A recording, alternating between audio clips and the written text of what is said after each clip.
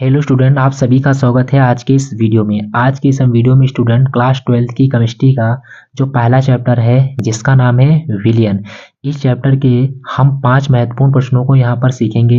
ये जो प्रश्न है स्टूडेंट, ये यूपी बोर्ड की परीक्षा में हर वर्ष पूछे जाते हैं। तो चलिए यहाँ पर हम इसको सबसे पहले प्रश्न को देखते हैं। तो सबसे पहला प्रश्न स्टूडेंट है मोलरता की परिभाषा। तो मोलरता की परिभाषा क्या होती है, जैसा कि आप यहाँ पर इसको देख रहे हैं कि 1 लीटर विलियन में उपस्थित विलय के मोलों की संख्या को विलियन की मोलरता कहते हैं। यानी जो 1 लीटर विलियन होता है, उस 1 लीटर विलियन में जो उपस्थित विलय के मोलों की संख्या जो होती है उसी को क्या कहते हैं स्टूडेंट, मोलरता कहते हैं। और इसे कैपिटल एम से प्रदर्शित करते हैं और इसका जो मात्रक होता है वो मोल प्रति लीटर होता है। तो यहाँ पर हमने इसको बहुत ही आसान शब्दों में लिखा है, जैसा कि आप यहाँ पर इसको देख सकते हैं। तो अब चलिए यहाँ पर इसके हम सूत्र को देखते हैं। तो विलियन की जो मोलरता होती है, मोलरता का जो स्टूडेंट फार्मूला होता है वो देखिए क्या होता है। मोलरता बराबर जो स्टूडेंट फार्मूला होता है वो होता है विलेय का भार। मोलरता बराबर होता है विलेय का भार। तो यहाँ पर हम लिखेंगे विलय का भार, विलय का भार। अब ये जो विलय का भार होता है वो काहे में होता है, ग्राम में, ठीक है। और अपॉन में विलय का अणुभार, विलय का अणुभार, और गुणे में होता है विलियन का आयतन, विलियन का आयतन। काहे में स्टूडेंट, जो विलियन का आयतन होता है वो होता है ml में, ठीक है। और सभी के गुणांक में कितना होता है, 1000 होता है। ओके, तो ये जो स्टूडेंट होता है ये मोलरता का क्या होता है, फार्मूला होता है। तो अगर मुझे किसी विलियन में मोलरता ज्ञात करनी है तो उसके लिए फार्मूला होता है विलय का भार बटे में विलय का अणुभार और गुणे में विलियन का आयतन ml में, और सबके मल्टीप्लाई में होता है 1000, ठीक है। अब देखिए ये होता है जो, अगर हम इसको लिखना चाहें सिंपल भाषा में तो ये हो जाता है मोलरता। मोलरता बराबर देखिए विलय का जो भार होता है, ठीक है, ये स्टूडेंट भार है, भाग नहीं, भार, ठीक है। तो विलय का जो भार होता है उसे हम प्रदर्शित करते हैं स्टूडेंट स्मॉल m से। तो ये हो गया स्मॉल m, ये विलय का भार हो गया कैपिटल G, ठीक है। स्टूडेंट ये जो विलय का भार होता है इसे हम स्मॉल w से प्रदर्शित करते हैं। तो ये स्मॉल w हो गया कैपिटल,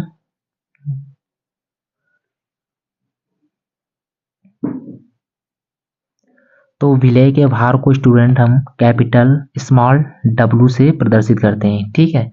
तो यहाँ पर देखिए अगर हम मोलरता को दूसरे शब्दों में इसका हम फार्मूला लिखना चाहें तो यहाँ पर देखिए क्या होता है कि विलय का जो भार होता है, तो विलय के भार को हम लोग स्टूडेंट स्मॉल w से प्रदर्शित करते हैं। तो स्मॉल w और यहाँ पर ब्रैकेट में हो गया ग्राम।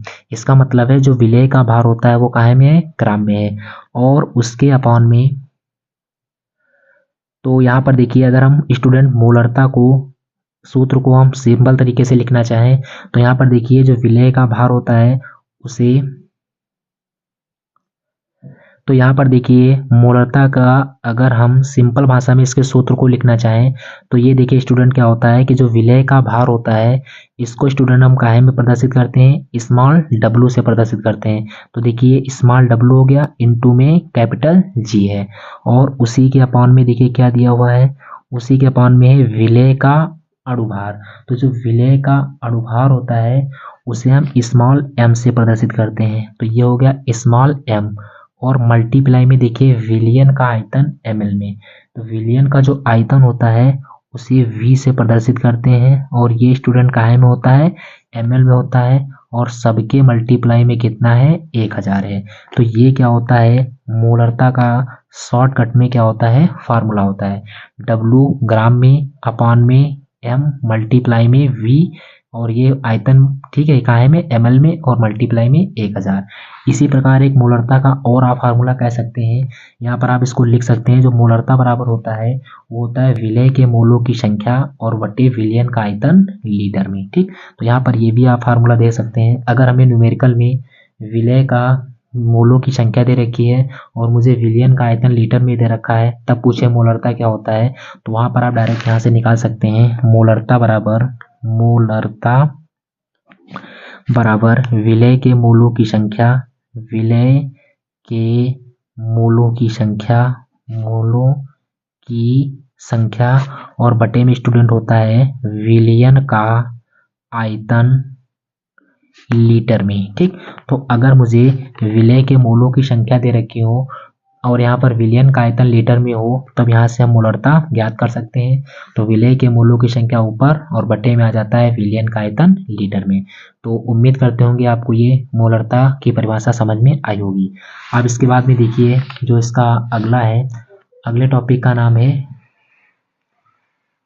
मोलरता की परिभाषा। तो देखिए मोलरता की परिभाषा क्या होती है कि 1 किलोग्राम विलायक में उपस्थित विलय के मोलों की संख्या को मोलरता कहते हैं। इसे स्मॉल m से प्रदर्शित करते हैं और इसका मात्रक जो होता है स्टूडेंट वो मोल प्रति किलोग्राम होता है। ठीक है, तो यहाँ पर देखिए अगर हम मोलरता का फार्मूला देखें तो मोलरता बराबर सूत्र होता है विलय का भार,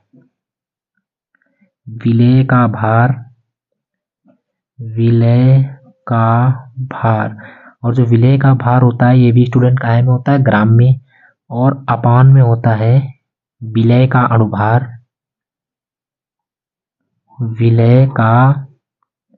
अणुभार और मल्टीप्लाई में यहाँ पर हो जाता है विलायक का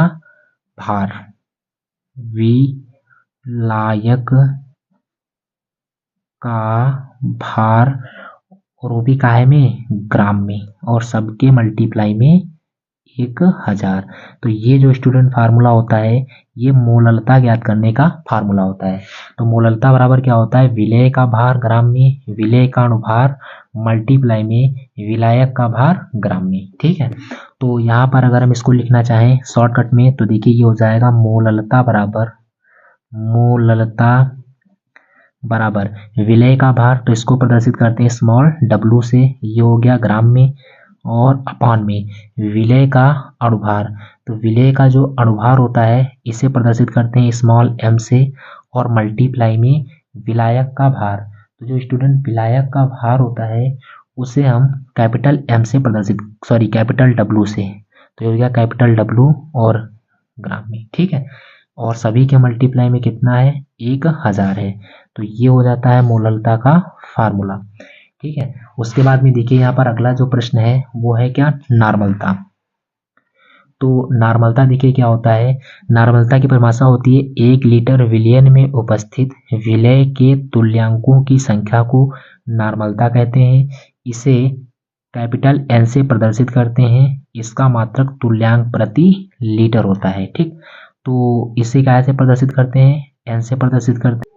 तो नॉर्मलता बराबर स्टूडेंट फार्मूला होता है विलय के ग्राम तुल्यांकों की संख्या बटे में होता है विलयन का आयतन लीटर में। ठीक है, तो यहाँ पर इसका ये फार्मूला हो गया, और इसके आगे आप जिसको देख सकते हैं यहाँ पर देखिए अगला जो नॉर्मलता बराबर फार्मूला एक होता है वो होता है विलय का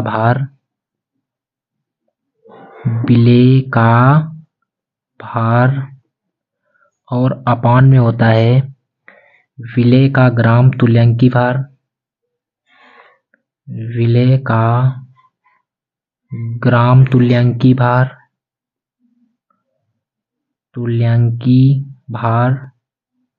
और मल्टीप्लाई में होता है विलयन का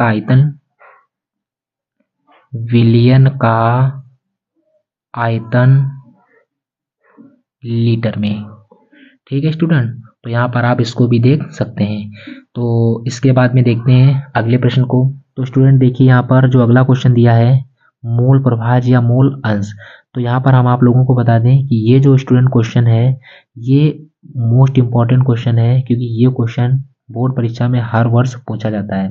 तो आप लोग इसको 100% तैयार कर लें। तो देखिए यहाँ पर दिया है मूल प्रभाज या मूल अंश।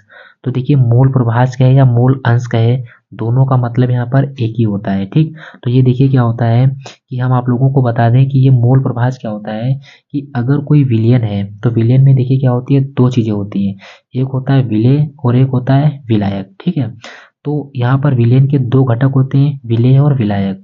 तो मोल प्रभाज क्या होता है कि अगर विलेय के मोलों की संख्या में विलयन के कुल मोलों की संख्या से क्या कर दिया जाता है, भाग कर दिया जाता है, तो यहाँ पर मुझे वो क्या प्राप्त होता है, मोल प्रभाज प्राप्त होता है। तो यहाँ पर देखिए हमने इसी प्रकार लिखा हुआ है कि किसी विलयन में उपस्थित विलेय के मोलों की संख्या अथवा विलायक के मोलों की संख्या तथा विलयन में उपस्थित कुल मोलों की संख्या के अनुपात को मोल प्रभाज या मोलंश कहते हैं। ठीक है, और यहाँ पर इसे हम काहे से प्रदर्शित करते हैं, एक्स से प्रदर्शित करते हैं। तो यहाँ पर लिखेंगे इसे एक्स से प्रदर्शित करते हैं। ठीक है स्टूडेंट, तो इसे एक्स से प्रदर्शित करते हैं। ठीक, अब यहाँ पर देखिए अगर हम मान लें कि विलेय के मोल की जो संख्या है उसको हम मान लेते हैं n, तो यहाँ पर लिखेंगे माना विलेय के मोलों की संख्या, विलेय के मोलों की संख्या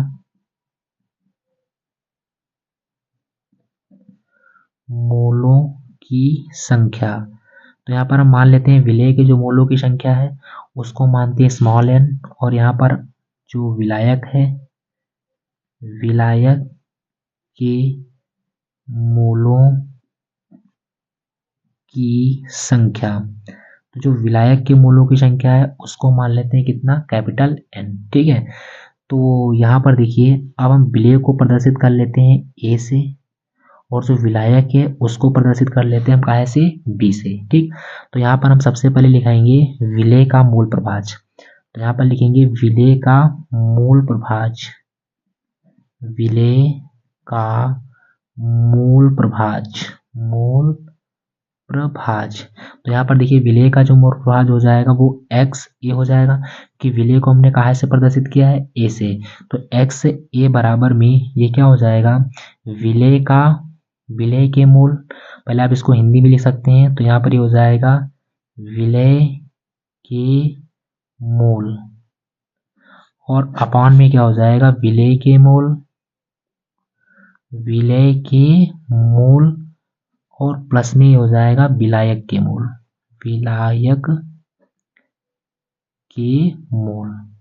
ठीक है। तो यहाँ पर अगर हम इसको आसान शब्दों में लिखना चाहें तो हो जाएगा एक्स ए बराबर विलेय के मोल को n से प्रदर्शित करते हैं, फिर विलेय के मोल n है, अपॉन में कितना हो जाएगा, कैपिटल N। तो ये जो स्टूडेंट आता है ये विलेय का मोल प्रभाज आता है। और इसी प्रकार अगर हम विलायक का मोल प्रभाज निकालें तो यहाँ पर देखिए हो जाएगा विलायक का मोल प्रभाज,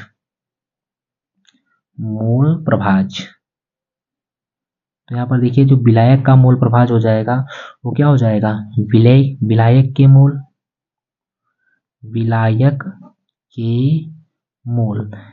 ठीक है। देखिए यहाँ पर विलायक के मोल का मतलब होता है विलायक के मोलों की संख्या, अपॉन में हो जाएगा विलायक का मोल, विलायक के मोल, और प्लस में हो जाएगा विलेय का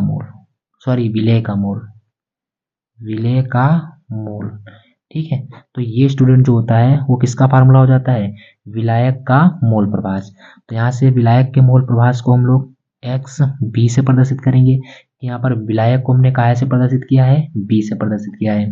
तो ये हो जाएगा एक्स बी बराबर में विलायक के मोल, तो विलायक के मोल को कैपिटल एन से, अपॉन में विलेय के मोल इसको स्मॉल एम से, और फिर प्लस में विलायक के मोल इसको कैपिटल एन से।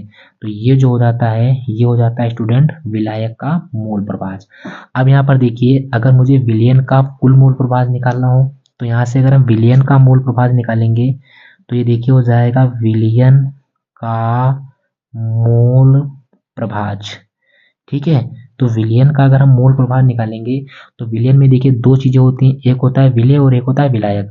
तो विलेय का मोल प्रभाज, तो विलेय का मोल प्रभाज कितना है, n अपॉन में n प्लस कैपिटल एन है, ठीक। और उसमें हम प्लस करेंगे विलायक का मोल प्रभाज। तो विलायक का मोल प्रभाज कितना है, एन बटे में हो जाएगा एन प्लस में एन। अब देखिए दोनों के हर समान है तो लाशा कितना हो जाएगा, स्मॉल एन प्लस में कैपिटल एन। तो ऊपर की संख्या वैसे की वैसे हो जाएगी, तो ये इससे कट जाएगा। तो यहाँ से देखिए जो विलायक का मोल विलयन का मोल प्रभाज होगा वो कितना आता है, सदैव 1 होता है। तो किसी भी विलयन का जो मोल प्रभाज होता है वो सदैव किसके बराबर होता है, 1 के बराबर होता है। तो उम्मीद करते होंगे आपको ये भी समझ में आ गया होगा, ठीक है। तो उसके बाद में देखते हैं अगले प्रश्न को।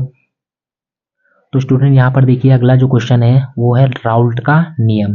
तो यहाँ पर देखिए स्टूडेंट ये जो राउल्ट का नियम है ये भी एक वेरी इंपॉर्टेंट क्वेश्चन है, क्योंकि ये नियम भी बहुत बार पूछा जाता है यूपी बोर्ड की परीक्षा में। तो देखिए ये राउल्ट का जो नियम होता है इसमें क्या होता है कि इस नियम के अनुसार किसी विलयन के वाष्प दाब में आपेक्षिक अवनमन विलय के मूल प्रभाज के बराबर होता है। तो ये जो राउल्ट का जो नियम होता है वो क्या होता है कि किसी विलयन के वाष्प दाब में आपेक्षिक अवनमन विलय के मूल प्रभाज के बराबर होता है। तो वाष्प दाब का जो आपेक्षिक अवनमन होता है वो होता है पी नॉट माइनस का पी एस अपॉन में P naught is equal to में मोल प्रभाज एन अपॉन में एन प्लस कैपिटल एन होता है। तो ये दोनों आपस में क्या होते हैं, बराबर होते हैं। इसी नियम को क्या कहते हैं, राउल्ट का नियम कहते हैं, ठीक है। अब यहाँ पर देखिए लिखेंगे जहां देखिए यहाँ पर देखिए जो पी नॉट है ये क्या है स्टूडेंट, तो ये पी नॉट जो है ये होता है विलायक का वाष्प दाब, विलायक का वाष्प दाब, ठीक है। उसके बाद में देखिए ये जो पी एस दिया हुआ है ये पी एस जो होता है विलयन का वाष्प दाब होता है, विलयन का वाष्प दाब, ठीक है स्टूडेंट। उसके बाद में देखिए पी नॉट क्या होता है, विलायक का वाष्प दाब होता है। ये देखिए स्मॉल एन, तो स्मॉल एन जो होता है ये विलय के मोल होते हैं।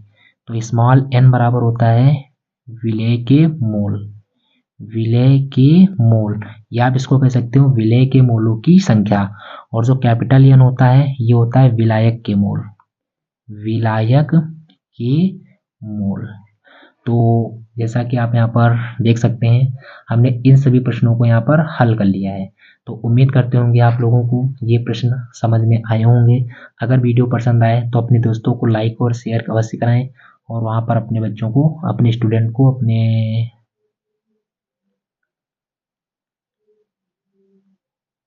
तो उम्मीद करते होंगे स्टूडेंट आपको ये वीडियो पसंद आई होगी। अगर वीडियो पसंद आए तो लाइक और शेयर अवश्य करें। इसके बाद मिलेंगे एक और वीडियो के साथ। जय हिंद, जय Bharat, thank you, all the best.